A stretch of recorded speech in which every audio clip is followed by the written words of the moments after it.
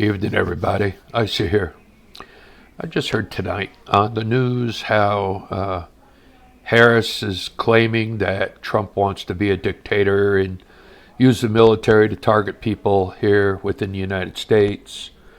And to be quite honest with you, I could see him doing that if he really was a psycho, but he's not, so it's not going to happen. However, there were some claims made that Trump admired Adolf Hitler, and he said there was a lot of good things about him. So let me do some clarification. Adolf Hitler was a homicidal maniac. He was an egotist, not unlike Kamala Harris and Joe Biden, Barack Obama. They all are egotists too. Think about it. Obama's the only U.S. president to ever bow at the waist to Muslim leaders. That right there shows he feels he was subservient to Muslim leadership, and he's also the only U.S. president to get the support of the Muslim Brotherhood. So let's get that out of the way. Excuse me. But let's highlight things.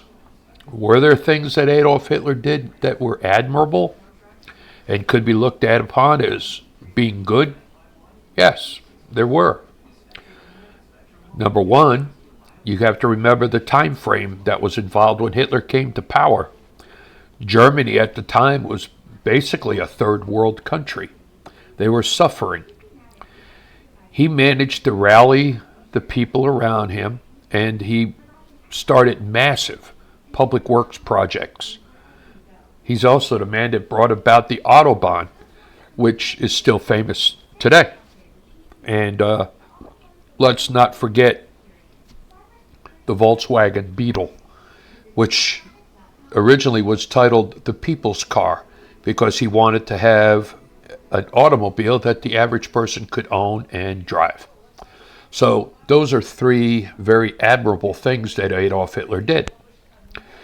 Plus, he was very smart in that to train his Air Force, he used high school and college students, and you weren't allowed under the Treaty of Versailles to have a military. But nothing said he couldn't have unarmed gliders. Gliders were the teaching method used by the German military to train their pilots before they actually moved on to the Me-109 and the Focke-Wulf 190. So, was he smart in that regards? Yeah, that's pretty smart. Also, it said that Trump said that he would love to have some of the old Nazi generals. Well, I can understand that too. One of the most respected Nazi generals was Erwin Rommel. You recall him, right? The Desert Fox, the man was phenomenal. He was a great leader in regards to tank battles. Also, Erich, I can't pronounce this, von Manstein, who is looked at as a fantastic strategist. Actually, the U.S. military actually uses some of his teachings in their war college because he was such a great strategist. Also, Hermann Balak, who was an underrated Nazi general, but he was fantastic at doing defensive positions for the people. So yes, there were a lot of Nazi generals that were very admirable. So I can understand why Donald Trump would say something like that, because any country, no matter how great you are, you want the very best in your military leadership. England had Montgomery. We had Eisenhower, Bradley, and believe it or not, the most feared general in all of World War II, according to the Germans and the Russians, George S. Patton. He was the most feared U.S. general in the entire European theater. I don't know about over in the Pacific where MacArthur was, but I'm sure that they would probably go neck and neck. So, you want the best. to lead your military, because if you have the best, you become the best. And that means your nation is protected. So if you are showing admiration for your enemy's generals, there's nothing wrong with that. You got to remember, too, the man who planned the attack upon Pearl Harbor actually went to a U.S. academy as a student. Yamamoto. So you have to take these things into account. The U.S. trains a lot of these people. They go back to their home countries. Then they turn around and become enemies based upon the politics of their leadership. It's not the person, it's the politicians that you have to worry about. Because politicians, they'll be sitting there and give you a hug and stab you in the back at the same time.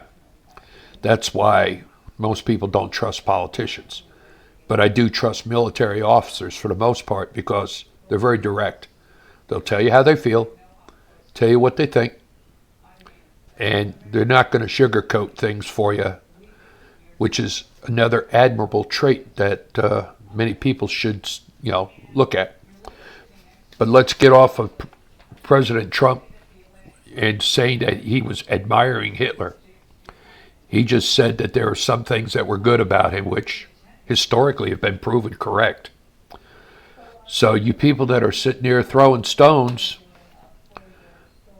you're living in a glass house. You're going to break and have it crash down upon you. You need to stop. Because I have yet to see any of you great Democratic leaders present anything as comparable as what President Trump did in 4 years. Now, I'm 66. I've lived through a lot of them. And you know something? The only one that I think that was even close, even Reagan. I was in Iceland for the Reagan-Gorbachev summit. I've got pictures of me in front of Gorbachev's airplane. No, Reagan was good. JFK was good. But nobody compared to President Trump. Why?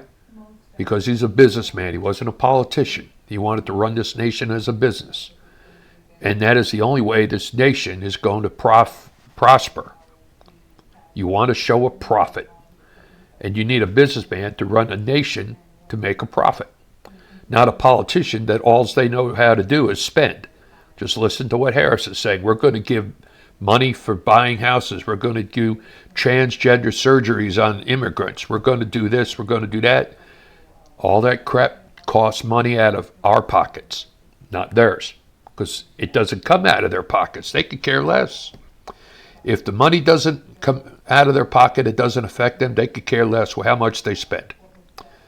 Trump, he lost $2 billion the first time being president for this country because he cared about this country. $2 billion.